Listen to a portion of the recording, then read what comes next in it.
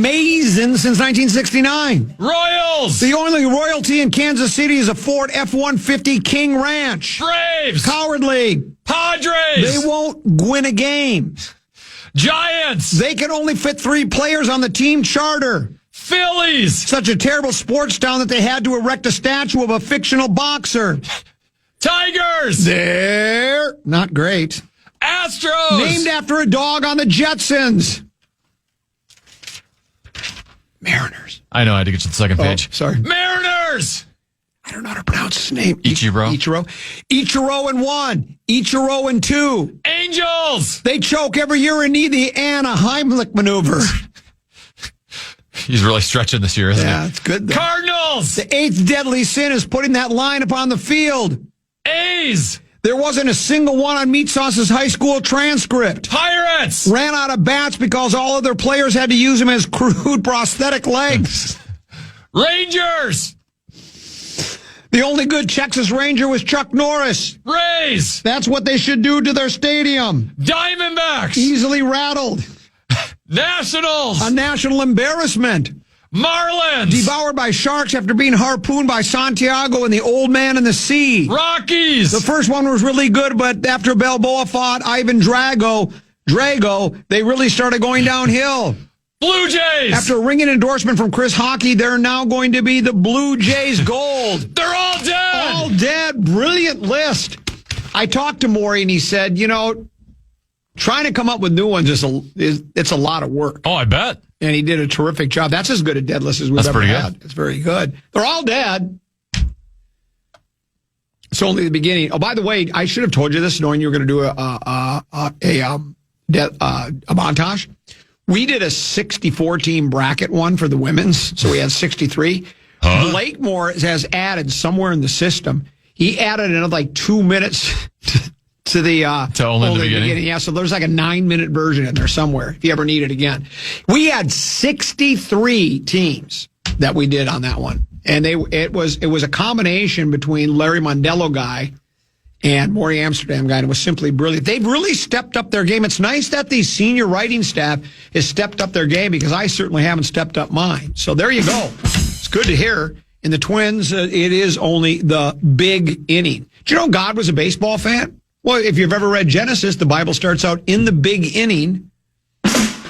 Hey-o. Tenneby, I don't know if you're a New Year's resolution guy. I am. And, when it gets near the beginning of every month, I always check my New Year's resolutions to see how I've done. Not only have I broken all of my New Year's resolutions, but 7 of the 10 commandments as well. More comedy like that, Sauce and Common Man, we will be performing at the New Hope Cinema Grill. It's our last show of the 25-26 comedy season. We'll probably be back out again in the fall. You never know if anybody wants to have us back, but that will be over at the Cinema Grill. We'll give tickets away to that show sometime in the not too distant future. I'd have to check my calendar real quick. I think it's the 18th of April is when we're scheduled to perform there. Let me look at my April. That is indeed it. Saturday, April 18th. Go to cinemagrill.com for your tickets. Cinemagrill.com. Here's what this is the beauty of oh boy, where's page 2? Here it is. Here's the beauty. Best one yet. It's been a rough day. This makes it all worthwhile. Even though it's sell the team, but it's opening day. Let's play. Similar to the payroll, the opening montage has been declining year over year. What is he talking about? That was, and then there was somebody. It's funny. There are so many. I think this is the guy. I might just block this guy because I think this is the same guy. Why do you even bother listening? Because he did the old the dead list again. The worst part of a new sports season. No, it's the best part.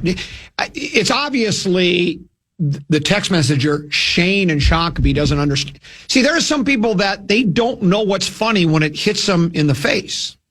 That is radio gold on the dead lists. That's really good writing. That takes a skill that guys like Shane don't have to be able to take a name and come up with White Sox rolled up into a ball and are currently elevating common scrotum. That's pretty good. It's really good. If you're a follower of the show and you follow every episode, you know what that is all about.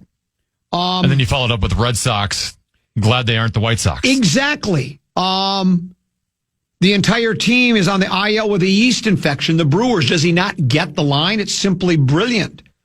Guardians moved to Omaha, now are called the Justin Guardians. That's another tie-in. It's a callback. It's simply brilliant. And 9 out of 10 people understand. Leave the radio to the professionals. That's I guess what I'm trying to say is leave the radio to the professionals. Speaking of that, I'm actually glad that we had a montage in a dead list because there was so much going on in sports, your whole life to sports. I thought we'd have to spin the wheel of topic. And if by chance it landed on Common's golf game, I didn't really want to talk about shooting a 90 today. It was it was. I think I'm releasing too quickly on the driver because if I stay back just a little bit and then release as I'm coming through, I hit a beautiful draw. If I get too quick, I hit that sweeping ball of death. Where'd we play? I played at Loggers. Where'd you hit it on? I hit it right up the gut on one. I hit a 7-iron into. How far from the green was it? I had 132. Second shot? Hit it into 15 feet. Then what? 2-putted for par. Incredible. Then I doubled number 2 again. Then I parred 3, and then after that it was all downhill from there. I went 43-47. Oh. And there's a lot of work to be done. I mean, you should have stayed home and watched Oprah. Well, I could have done that. The weather wasn't bad this morning, though. It got a little chilly late because the wind picked up a little bit. But we got plenty to get to. We're going to do Peek at the Purple on the other side of the break. Finally, a local team finally listened to me. We'll talk to the basketball community and the hockey community and so much more. Mark Rosen will join us just before 2 o'clock. It's that and so much more here on the Common Man program right here on The Fan.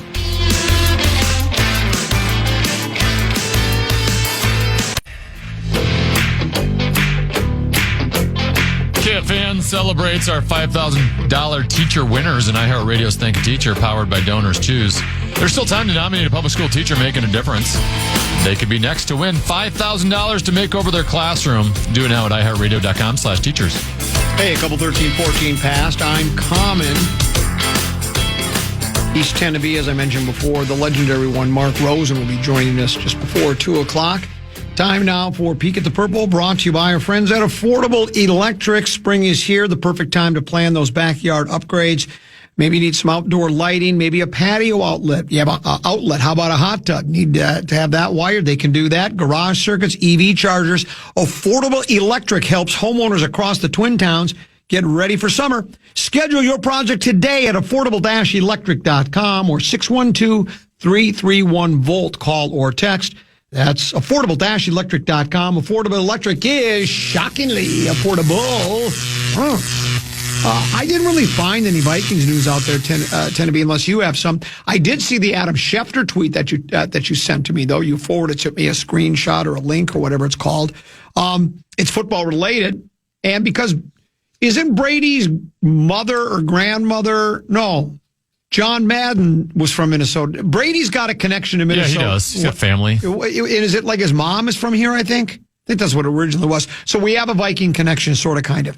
Tom Brady told whoever Sherman 4949 is that he explored the possibility of coming out of retirement and returning to the NFL, adding that the league did not, quote, like that idea very much.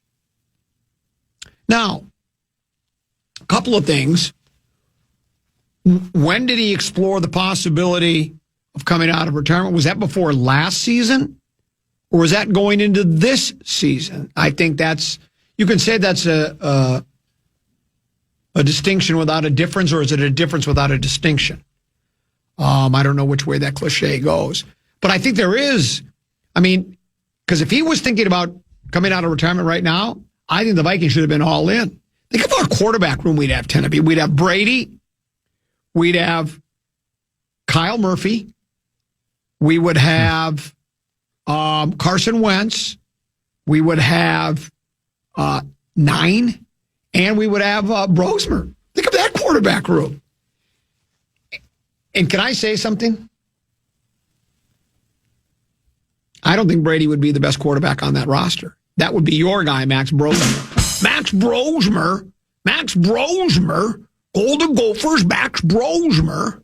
I I wonder why the league said they didn't like that very much. Is that all part of, doesn't he own like a small little chunk of the Raiders, Teneby? Yes, he does. And Which is why the league wouldn't like it. Well, what if he went and played for the Raiders? Came out of retirement and played played he can, for the but Raiders. He has to divest from his Why? Well, I mean, you could circumvent the salary cap, right? You could that's true. Play for the league minimum because you're going to be making money as part owner. Why does he want to own part of an NFL team anyways? When you go, I mean, why do you want to own 5%? I think it's 5%. Yeah, but think beyond that. He's made hundreds of millions of dollars. The 5% interest in a football team. Okay, so hey, it's like having a certificate on your wall that you own the Green Bay Packers. It's really no difference. You have no say in any. You can suggest anything you want. And they go, go back to the Fox booth, dude. You've got no say here. You've got no power. I just don't understand. Unless you can own 51% where you're calling the shots, I don't even understand why you'd want a piece of that. But apparently he does. So Tom's maternal side, his mom's side of the family, lives in Browerville. That's right, Browerville. Which is 133 miles from Minneapolis. Yeah. Okay. His mom, Galen, was the homecoming queen in 1962. Yeah, I remember that. Rosen asked her to the homecoming dance, but she refused. So anyway,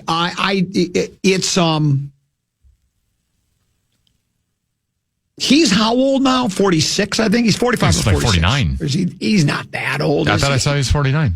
Is he 49? How time flies when you've been retired for 5 years.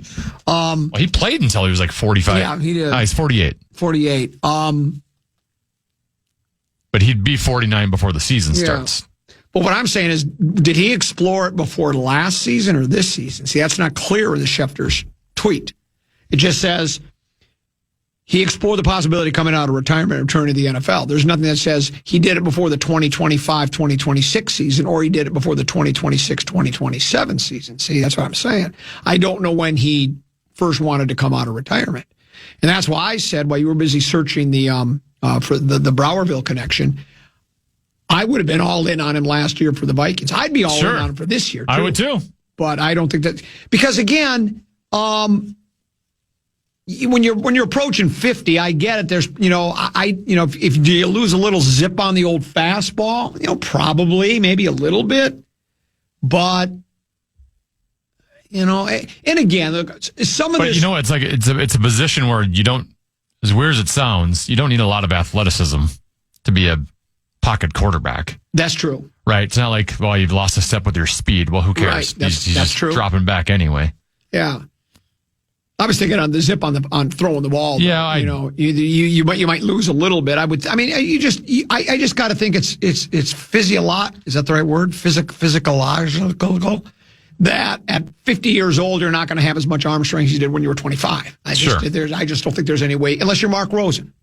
He's the one person, remember, he stated on these very airwaves that he was stronger at 70 than he was at 45. So he's the one exception. But yeah, again, I think Brady would be fun. Here's a text message that says, somebody's not nominated for PSG. They're not listening. Why would you want to own an NFL team anyway? I never said that. I said, why would you want to own 5% of an NFL team? So I guess you could probably make some money off of it, but if I own it, I want to have some say in it. Well, I think he does have a lot of say in that organization. You think so? Yes. I think other than the owner, he might have the most say. It seems like owner's been leaning on him quite a bit. Well, it's worked real well, hasn't it? Raiders, they didn't have a good year last year, no. Did they have the first pick in the draft? They do. Oh, so if you're leaning on Tom Brady, I'd lean him right out the door. So there's my point. If you're leaning on Brady and that's what you're getting, I would buy out his 5% or just not listen to him anymore. That's what I would do, but that's just me. Someone said, I believe Mike Jordan was part owner of the Washington Wizards and had to give that up to come and play for them in the early 2000s. So maybe, yeah. And I guess that makes sense, when you think it through. My knee-jerk reaction is, why couldn't you play and own a team? But like you say, you could circumvent the salary cap. It gets a little dicey there, I guess. If you own part of a team, even if it's only 5% and you're playing for them. So, and nevertheless, I don't know if it doesn't sound like he's coming back unless he wants to give up the ownership. And if he really wanted to play bad enough, he should. I'll sell the back because he can always buy into another team again when he retires. You can buy into a team when you're 50, 55, 60, 65, 70 years old. He can't come back and play. It'll be more expensive then. He can't come back and play when, but I get that. But I'm saying if he really wants to play and that's standing in his way, sell the team. He can buy a portion of the team again. He can't come back and play at 60 years of age. See how my thought logic is? How logical I'm being here? I'm being very logical. Sell the portion of the team now. Come back and win would it be his 8th ring, wouldn't it?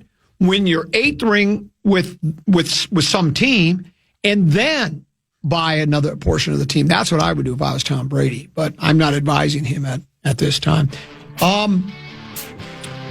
Peek at the Purple, or our Tom Brady update, brought to you by our friends at Affordable Electric, affordable-electric.com for all of your electrical needs. Let's talk a little hoops. Other side of the break. One of the greatest comebacks in the history of the National Basketball Association, at least since 2002 or something, since they first started doing records. We'll talk about that next. Common Man program on the Fan.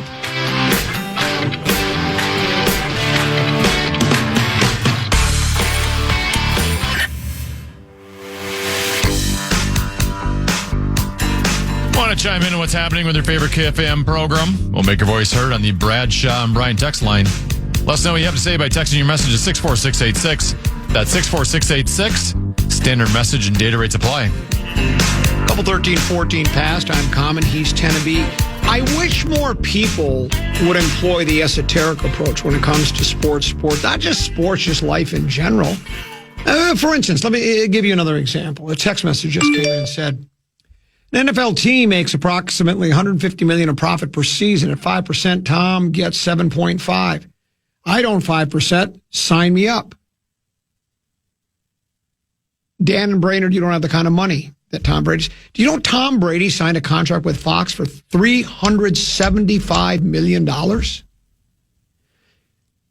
Can he make that last? The 7.5 isn't anything to thumb your nose at. That's walking around. I tell this to people all the time. 7.5 million is really about 4 million after taxes. Then, be honest with you, my car, my mama house in Browerville, I'm going to invest, spend, save, flaunt. That's $7.5 million ends up being a couple $100,000 for a guy like Brady. If you want to play, and you're prohibited from playing because the league will not allow someone who has an ownership stake and play, you sell your ownership. That's all I'm saying. If he wants to own the team, more power to him. Or he didn't even own it. He owns 5%. It's the same thing as, I don't know who these minority owners are with the Twins, but it sounds like the Twins wanted to get out from under debt, right? They had that debt service that was $400 or $500 million. So my assumption is these investors probably paid like $400 or $500 million to get in. For what? To own a piece of that team? Okay.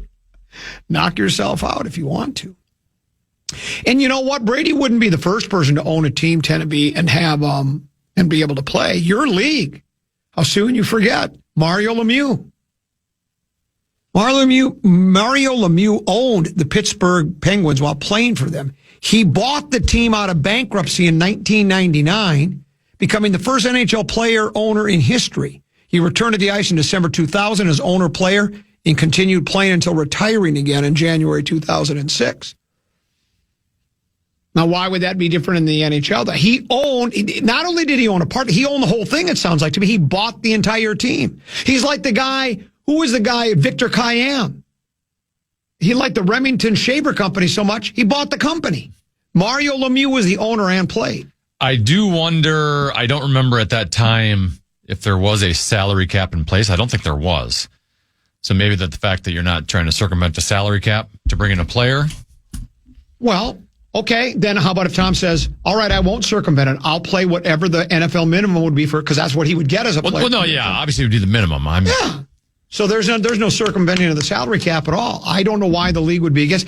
They're going to be against the guy that basically made their league for the last 20, 25 years. Maybe the greatest. He's GOAT. And you're going to say we'd really rather you not play? That's bad business. But what if you then would use ownership stake as a way to lure in players? Like, what if in the future Vegas said, Pat Mahomes, come here and you can play for the league minimum, but we'll give you a percentage ownership stake. Well, yeah, but you could. Right? Well, you could do that for anybody. Then you could do that. Yeah, that's what I'm saying. I think maybe they're trying to avoid that.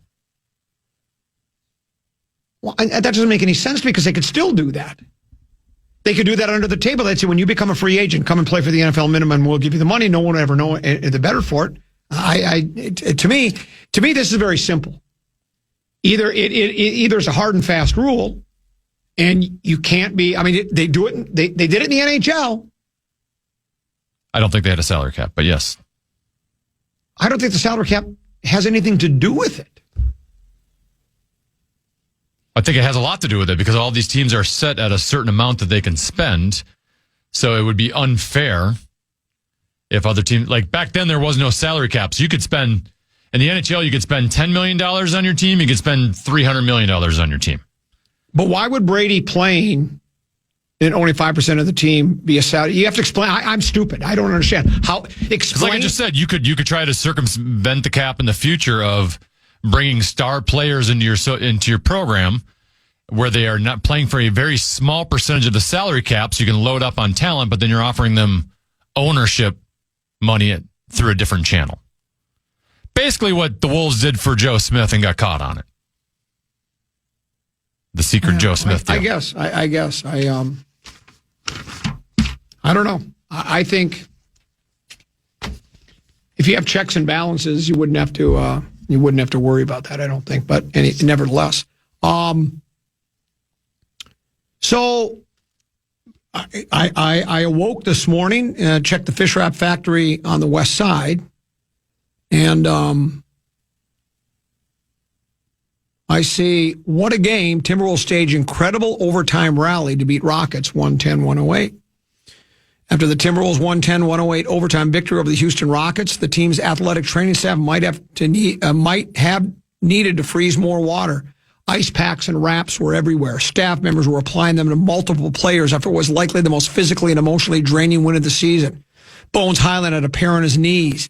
Jade McDaniels, who had to leave the game because he was cramping, had an ice pack on his knee. Naz Reid, who's been playing through multiple injuries, had one around his right shoulder. Mike Conley, the 38-year-old who started after not being in the rotation the last several weeks, said his entire body was sore, playing nearly 29 minutes. Rudy Gobert said, "I'm so proud we didn't quit. We had a lot of opportunities to get frustrated tonight. For the most part, we were able to overcome that." And the Wolves end up winning. They blow, I think it was a 13-point lead in the fourth quarter. They go to overtime. And then they overcome a 13-point lead. I think, did the Rockets rattle off 13 consecutive points to start overtime? Yes. And then the Wolves scored 15 to win. And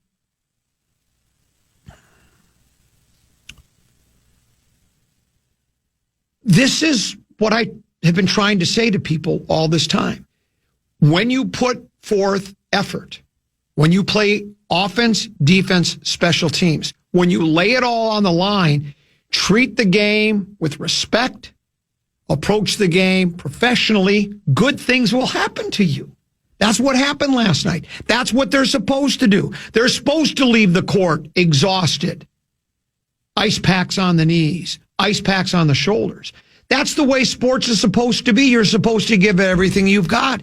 And this should be a lesson to this club. The other lesson from it should be, I think they did it with the most part, with most of their best players weren't even playing at the end of the game, if I'm not mistaken.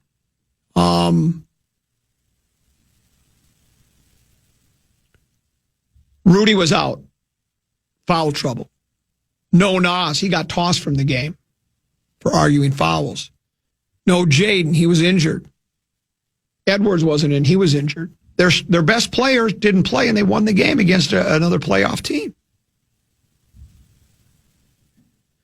And do you know why? Because those role players that don't get to play very often or don't play as much, they gave it 110%. They tried really hard and played hard. They didn't just go, we're going to go through the motions tonight because we just don't feel like playing.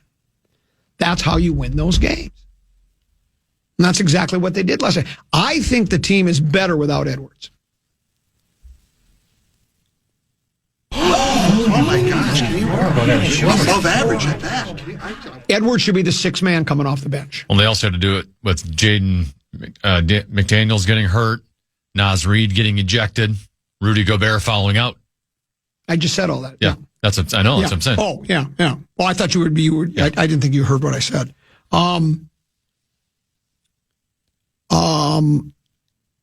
Here's some numbers for you. Record without Edwards is 10-5. That's a .667 winning percentage. With Edwards, they're 45-26. That's .616. They have a better winning percentage when Edwards doesn't play. I think Edwards, he could win sixth man of the year. You know, you have him come off the bench. I would have, though, a quick hook on him. If he gets into that hero ball stuff where he lets guys make back cuts on him and get to the bucket, then I think you have to get him back out of the game. But when they play their role players, they seem to play with more effort, more excitement. Do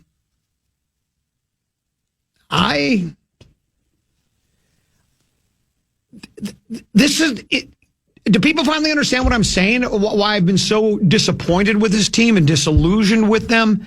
That from the very beginning of the year, all we heard was, we don't really even feel like playing these games. It doesn't seem like we don't want to play. Gobert calls the team out. And then all of a sudden you see a game last night. Gobert said it. They're down. I was stunned that when they got down, when I read that they were down, 13 points in overtime, that they kept trying, because it was like, hell, they sometimes don't try from the opening tap. Why would they, when they blow a lead like that, and then get into overtime and they get out, they're down 13. And overtime's 5 minutes, right?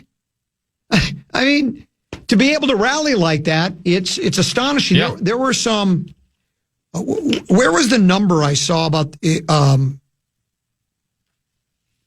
It set some kind of a record, that hadn't been done in basically as long as it goes back as far as the stat has been covered. Yeah. So it might have been the only time in history. And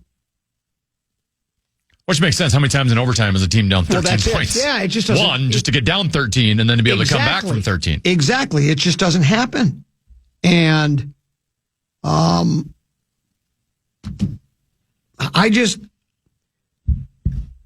if they would give that effort all the time. And don't give me that it's a long season. Nobody can give that kind of effort. Yeah, they can't. There are teams in the league that give that kind of effort, I think, every night. Or almost every night. And the Wolves, more often than not, check out. We wouldn't be fighting to try to get that third spot or the second. Why? I said it about the Wild. Why can't we be the favorites? Why can't Colorado worry about us? Why can't Dallas worry about us instead of us worrying about them? I'm sure they are worried about us. And why? I meant fans, Tenneby. I'm just talking about how we always have this, Dallas is really good, and so is the Avalanche. We're always worried about the other team instead of the other way around. Dallas should be worried about us. That's the way I try to approach it. Same way with the Avalanche. And this idea that, we have to worry about the Thunder and worry about San Antonio for good reason.